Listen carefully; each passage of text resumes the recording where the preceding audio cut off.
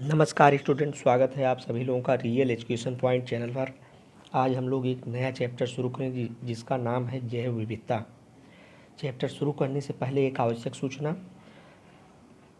जो लोग channel subscribe नहीं किए वो लोग चैनल सब्सक्राइब कर दें तथा क्लास 8 तथा 9 की वीडियो प्लेलिस्ट में मौजूद है, आप लोग वहाँ से देख सकते हैं। चलिए शुरू करते हैं। जैव विविधता से तात्पर्य विभिन्न रूपों में पाई जाने वाली विविधता से है।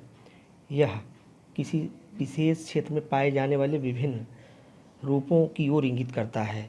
यह विभिन्न प्रकार के जीव न सिर्फ एक समान पर्यावरण में रहते हैं बल्कि एक दूसरे को प्रभावित करते हैं। इनके परिणाम स्वरूप विभिन्न प्रजातियां तथा अस्थायी संवाद सूत्र में रहते हैं। पृथ्वी पर से ज़्यादा भाग कुछ एक देश जैसे मैक्सिको, ब्राज़ील, कोलंबियाई ये क्षेत्र, ऑस्ट्रेलिया, भारत, इंडोनेशिया, मलेशिया आदि में जैव विविधता सबसे ज़्यादा पाई जाती है। व्हिटकर नामक साइंटिस्ट ने जगत वर्गीकरण को 5 भागों में विभाजित किया।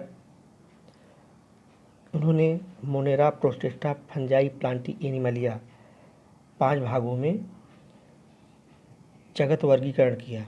अब देखते हैं मोनेरा क्या होता है। जीवों में न तो संगठित केंद्रक होता है तथा न ही कोशिकांग होते हैं। उदाहरण तौर पर जीवाणु, नीली हरी शैवाल, साइनोबैक्टीरिया, माइकोप्लाज्मा तथा ये पोषण के आधार पर एक परपोषी और विषमपोषी हो सकते हैं। प्रोटिस्टा, इसमें एक कोशिकीय जीव आते हैं। इस वर्ग के कुछ जीवों में गमन के लिए सिलिया तथा फ्लैजिला नामक संरचना पाई जाती है। स्वपोषी और विषमपोषी दोनों तरह के हो सकते हैं। उदाहरण शैवाल, प्रोटोजोआ। अब देखते हैं फंजाई। यह विषमपोषी यूकैरियोटिक जीव है। इनमें कुछ पोषण के लिए सड़े गले पदार्थ पर निर्भर रहते हैं, इसलिए मृतोपयोगी भी कहते हैं। उदाहरण ईस्ट मोल्ड, मशरूम, प्लांटी। इस वर्ग में कोशिका भित्त वाले बहुकोशिकीय यूकैरियोटिक जीव आते हैं।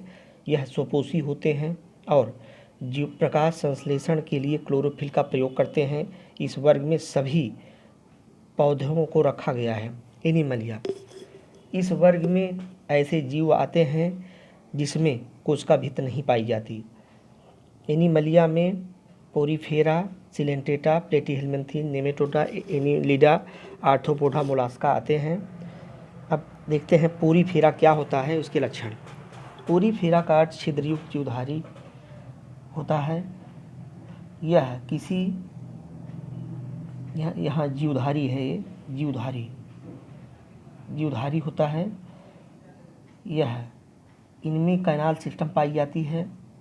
इनके माध्यम से जल, ऑक्सीजन, अन्य पदार्थों का संचरण होता है तथा पोरीफेरा विभेदीकरण नहीं होता है। उदाहरण के तौर पर साइकान, यूटेला तथा स्पांजिला। सिलेंटेटा, यह जीव जंतु, इनका शरीर ऊतकी स्तर का होता है। इनमें एक देहगुहा पाई जाती है। इनका शरीर कोशिकाओं की 2 परतों का बना होता है। इनकी कुछ जातियों समूह में रहती हैं जैसे कोरल। प्लेटीहेल्मिन्थीन, इनका शरीर ट्रिप्लोब्लास्टिक होता है। उदाहरण लीबर फ्लू, प्लेनेरिया। निमेटोडा, ट्रिप्लोब्लास्टिक तथा बायलेटरल सिमेट्री शो करते हैं। निमेटोड जो होते हैं, इनके सीलोम को सीडोसिलोम कहते हैं। यहाँ एक बहुत इम्पॉर्टेंट है सीडोसिलोम। प्लांटी में ब्रायोफाइटा, ब्रायोफाइटा, टेडोफाइटा, जिम्नोस्पर्म तथा एंजियोस्पर्म आते हैं। ब्रायोफाइटा को पादप वर्ग का उभयचर कहा जाता है। यह तना तथा पत्ती में विभाजित नहीं होता।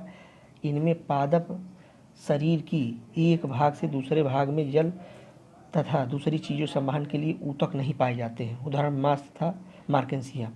टेडोफाइट, इनका शरीर जड़, तना, पत्ती में विभाजित होता है।